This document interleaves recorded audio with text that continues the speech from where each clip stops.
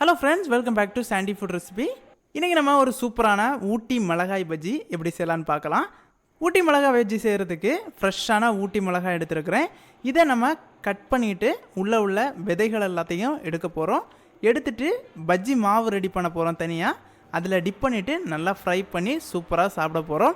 So இதில் வந்து ரெண்டு விதமாக நம்ம இன்றைக்கி செய்ய போகிறோம். ஒன்று பார்த்திங்கன்னா ப்ளைனாக ஃப்ரை பண்ணி எடுக்க போகிறோம். இன்னொன்று பார்த்திங்கன்னா நம்ம மசாலா எல்லாம் ஸ்டஃப் பண்ணி அப்படியும் செய்யலாம். ஸோ ரெண்டு விதமாகவும் நம்ம இன்றைக்கி செய்ய போகிறோம். இது ஈவினிங் டைமில் டீ காஃபி கூட சாப்பிடும்போது ரொம்பவே அருமையாக இருக்கும். ஸோ ஒரு சூப்பரான ஊட்டி மிளகாய் பஜ்ஜி எப்படி செய்யலான்னு பார்க்கலாம். மிளகாய் பஜ்ஜி செய்கிறதுக்கு ஃபஸ்ட்டு மிளகாயோட விதைகள் எல்லாத்தையும் எடுத்துடலாம். அப்போ மிளகாவோட காரத்தன்மை குறைஞ்சிரும். இப்போ மிளகாயோட காம்பை மட்டும் கொஞ்சம் விட்டு கட் பண்ணி எடுத்துகிட்டு மிளகாயோட சென்டரில் இதே மாதிரி கீறிக்கோங்க. அப்போ நம்ம விதைகளெல்லாம் எடுக்கிறதுக்கு ஈஸியாக இருக்கும். நான் உள்ளே இருக்கிற விதைகள் எல்லாத்தையும் நம்ம ரிமூவ் பண்ணி எடுத்துடலாம்.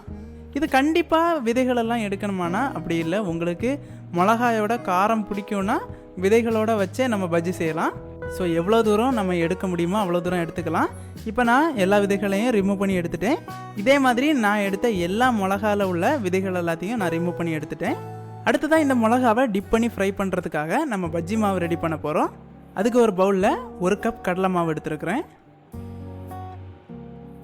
இதோட 1/2 டீஸ்பூன் உப்பு, 1/4 டீஸ்பூன் சோடா உப்பு, 1 டீஸ்பூன் வரமிளகாத்தூள், ஒரு பிஞ்ச் அளவுக்கு பெருங்காயத்தூள், இது எல்லாத்தையும் சேர்த்து ஒரு தடவை நல்லா மிக்ஸ் பண்ணி எடுத்துடலாம்.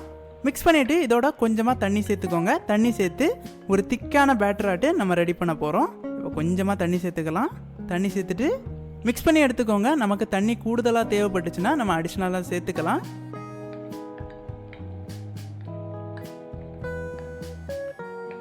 இப்போ கூட கொஞ்சம் தண்ணி சேர்க்க போகிறேன். இதை நல்லா மிக்ஸ் பண்ணி எடுத்துக்கோங்க. எந்த ஒரு கட்டிகளும் இல்லாமல் ஸ்மூத்தாக திக்கான பேட்டராட்டு நம்ம ரெடி பண்ணி எடுத்துக்கணும்.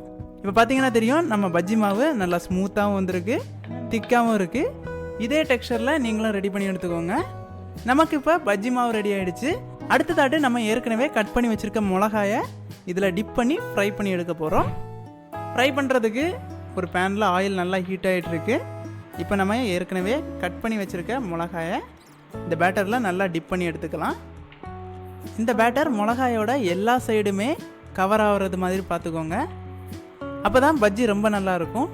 எக்ஸஸாக கீழே சிந்துற மாவை இதே மாதிரி சைடில் எடுத்துகிட்டு நம்ம ஆயிலில் ஃப்ரை பண்ணி எடுத்துடலாம்.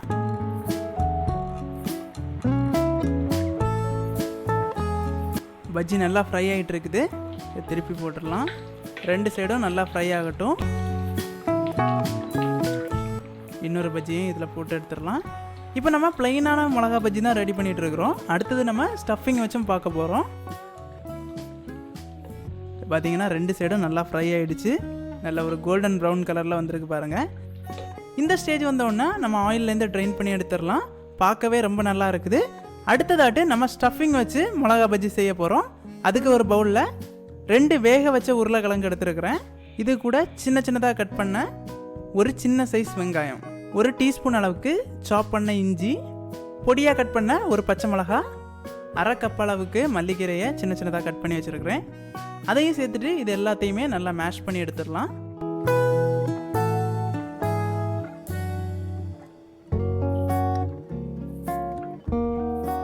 நல்லா மேஷ் பண்ணி எடுத்த பிறகு 1/2 டீஸ்பூன் உப்பு,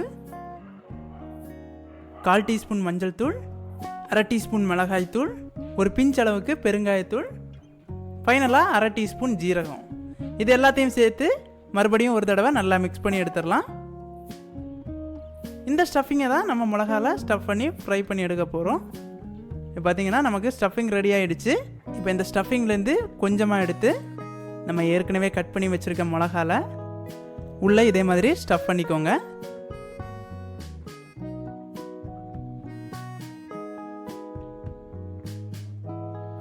இந்த மிளகாயை இப்போ நம்ம ஸ்டஃப் பண்ணி எடுத்துட்டோம். இதே மாதிரி நம்மகிட்ட உள்ள எல்லா மிளகாயும் நம்ம ஸ்டஃப் பண்ணி எடுத்துக்கணும்.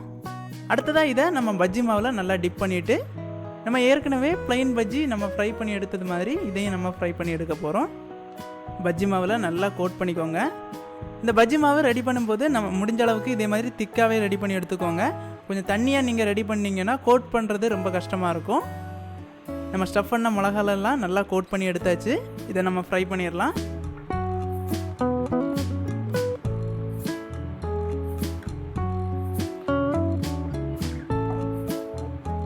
சைடு ஃப்ரை ஆன உடனே திருப்பி போட்டுக்கலாம். சூப்பராக ரெடி ஆகிட்டு இருக்குது. இது ஈவினிங் டைமில் டீ காஃபி கூட சாப்பிடும்போது ரொம்பவே அருமையாக இருக்கும். பஜ்ஜியை பொறுத்த அளவில் இந்த பஜ்ஜி மாவு ரெடி பண்ணுறது எல்லா பஜ்ஜிக்கும் ஒரே மாதிரி தான் இருக்கும். இதில் நமக்கு என்ன பஜ்ஜி தேவையோ அதை டிப் பண்ணிவிட்டு ஃப்ரை பண்ணி சூப்பராக ரெடி பண்ணிடலாம். இதே பஜ்ஜி மாவில் நம்ம வாழைக்காய் பஜ்ஜி செய்யலாம், வெங்காய பஜ்ஜி செய்யலாம், உருளைக்கிழங்கு பஜ்ஜி செய்யலாம். ஸோ இதே மாதிரி நமக்கு என்ன தேவையோ அதை டிப் பண்ணி நம்ம சூப்பராக பஜ்ஜி ரெடி பண்ணிடலாம். நம்ம ஸ்டஃப் பண்ண மிளகா பஜ்ஜி 2 சைடும் நல்லா ஃப்ரை ஆகி சூப்பராக வந்திருக்கு. ஸோ இதை நம்ம ஆயிலேருந்து வெளியே எடுக்க போகிறோம், சூப்பராக சாப்பிட போகிறோம். அவ்வளோதான், நம்ம சூப்பரான மிளகா பஜ்ஜி ரெடி ஆகிடுச்சு. இதை நம்ம கட் பண்ணி பார்க்கலாம். இது பார்த்திங்கன்னா நம்ம ஃபஸ்ட்டு ரெடி பண்ண பஜ்ஜி, ஸ்டஃபிங் எதுவுமே வைக்கல. இதை கட் பண்ணி பார்க்கலாம் எப்படி வந்திருக்குன்னு பார்ப்போம்.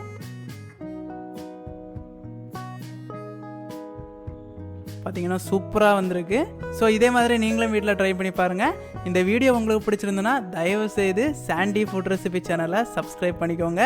இதே மாதிரி நம்ம நிறைய வீடியோஸ் ஏற்கனவே அப்லோட் பண்ணியிருக்கிறோம். ஸோ அந்த வீடியோஸ் எல்லாம் நீங்கள் பார்க்கலன்னா நம்ம சேனலை விசிட் பண்ணுங்கள். இன்னொரு சூப்பரான ரெசிபியோட மறுபடியும் பார்க்கலாம். அதுவரை பபாய்.